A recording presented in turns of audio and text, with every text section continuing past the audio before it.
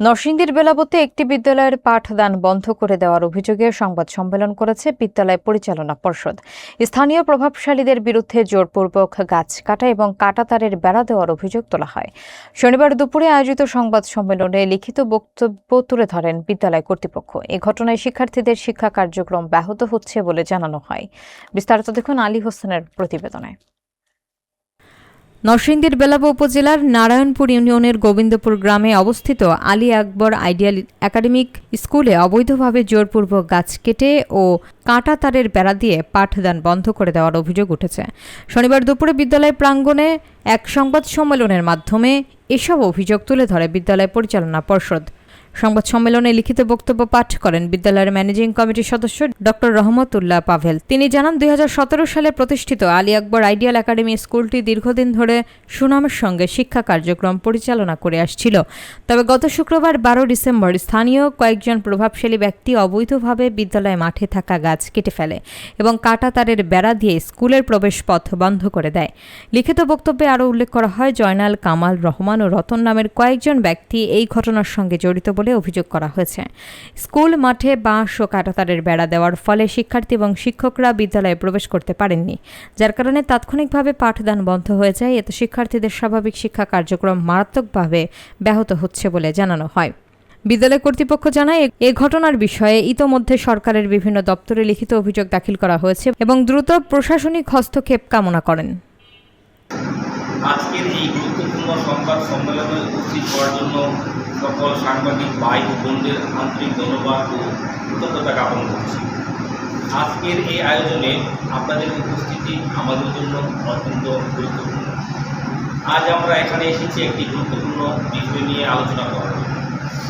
বেলাবো উপজেলার নারায়ণপুর ইউনিয়নের গোবিন্দপুর গ্রামে অবস্থিত হাজী আলী আকবর আইডিয়াল স্কুলে গতকাল কিছু দুর্বৃত্তকারী জয়নাল, কামাল এবং রহমান হত্যা মামলার দুর্ধর্ষ আসামি এবং সাজাপ্রাপ্ত সন্ত্রাসী রতন স্কুলের মাঝখান দিয়ে কাঁটাতারের বেড়া দেয় এবং এই ঘটনাটি ঘটে বা ওরা করে গতকাল সকাল 9টা বা 10টার দিকে। এই ঘটনার পর এলাকার চারদিকে সবার মধ্যে আলোড়ন সৃষ্টি হয়, কাল সকালে কী হবে এই ছেলেগুলোর জীবনে, যারা স্কুলে পড়াশোনা করছে। ওরা কি ঝরে পড়ে যাবে? ওদের পড়াশোনা কি চলবে নাকি এখানেই থেমে যাবে? এই নিয়ে আমরা গতকাল থানা কর্তৃপক্ষকে জানাই এবং ওসি মহোদয় আমাদেরকে একটা জিডি করার জন্য অনুরোধ করেন। তখন আমরা একটা জিডি করি এবং উনি ব্যবস্থা নেওয়ার জন্য আমাদেরকে অবগত করেন। রাত গড়িয়ে যায়, সকালবেলা আমাদের সাংবাদিক ভাইয়ের অনুরোধে আমি ইউনো মহোদয়কে বিষয়টা জানাই এবং গাছ কাটা, স্কুলের কাঁটাতারের বেড়া, স্কুলের কিছু ছবি আমি ইউনো মহোদয়কে পাঠাই এবং উনি ব্যবস্থা নেওয়ার বিষয়ে আমাকে আশ্বস্ত করেন।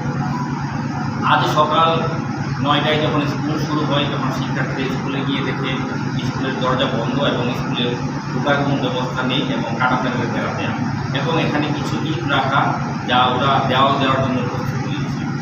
এমন অবস্থায় ওখানে এক হৃদয় বিদারক পরিস্থিতির সৃষ্টি হয়।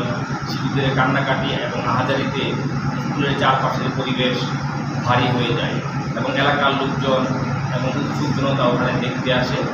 তবে তাদের মন বলেনি সন্ত্রাসীদের, তারা কোনোভাবেই স্কুলে ঢুকতে দেয়নি এবং শিক্ষার্থীরা কান্নাকাটি করে তাদের ওখান থেকে চলে আসে। কেউ ঢোকার চেষ্টা করলে উক্ত সন্ত্রাসীরা তাদেরকে হুমকি দেয় এবং বিভিন্ন ধরনের হুমকি দামকি দিয়ে থাকে। পরবর্তীতে তাদের স্কুলে যাওয়া সম্ভব হয়নি। পাশাপাশি আরেকটা বিষয় উল্লেখ করার প্রয়োজন, প্রধান শিক্ষক, স্কুলের অন্যান্য শিক্ষিকাবৃন্দ স্কুলে গিয়েছিলেন, তারাও ঢুকতে পারেননি এবং তারা হুমকি দিয়েছেন এই স্কুল আর থাকবেন।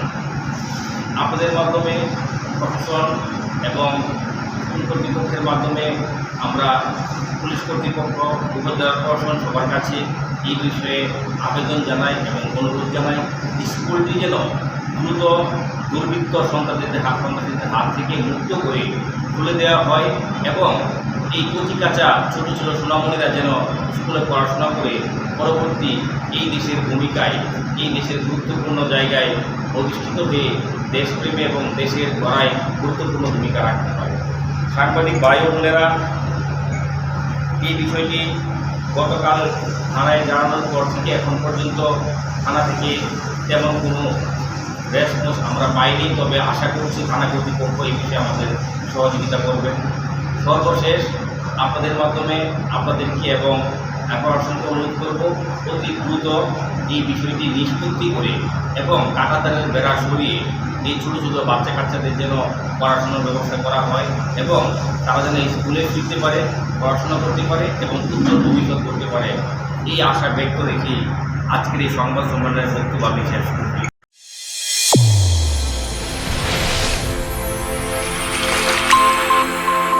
চ্যানেল A1 হৃদয়ের স্পন্দন।